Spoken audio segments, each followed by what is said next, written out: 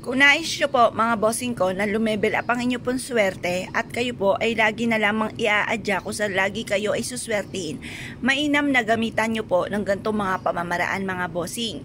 Kayo po ba isa sa mga napapansin po ninyo na kayo ay masipag naman na tao pero lagi pa rin kayo minamalas? Asya, kung ganyan ang inyong pakaramdam, huwag nyo po yung pagtiisan. Marami tayong pwedeng gawin. Bukod sa panalangin ng taimtim, kayo po mga bossing ko ay gumawa ng ganito sa umaga mga bossing. Kayo po ay kunin nyo ang barya sa inyo pong pitaka, sa inyo pong bag, at pagkatapos mga bossing ko ay kumuha ka ng isang butil na bawang. Makakatulong po ito upang sa ganon, imbis na kayo po ay lagi minamalas, ay mapapasin ninyo na gagawa nyo ang mga bagay-bagay na hindi nyo inaasahan na dito pala kayo ay magiging matagumpay. Ito pala magiging dahilan kung bakit kayo ay magiging matagumpay. Kaya ang gawin po ninyo, kumuha ka ng barya, hugasan nyo po muna ito, dahil kung sino-sino na ang humawak ng barya na maaaring may nakakapit na kamalasan na po dyan, hugasan nyo po muna.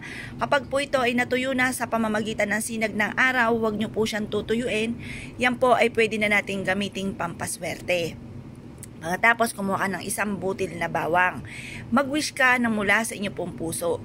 Sabihin nyo po, sa pamamagitan ng pampaswerteng ito, sa pamamagitan ng sipag at tiyaga at pananalig sa mahal na Panginoon, ay makakamit ko lahat ng aking mga pinapangarap sa buhay. Siksik-liglig at umaapaw at maraming blessing ang darating sa akin. Ganon ang mga pag-wish na walang gamit na sana, direct to the point.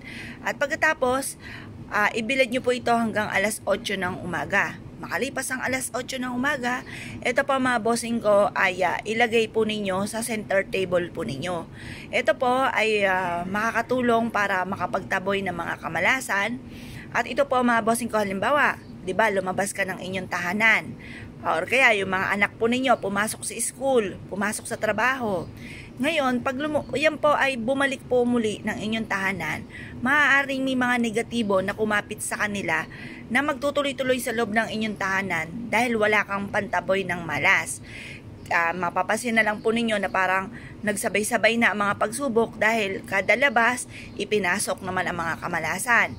Ngayon po mga bossing, mas mainam na meron kang pantaboy ng kamalasan na kagaya ng barya mga bossing ko at ng bawang.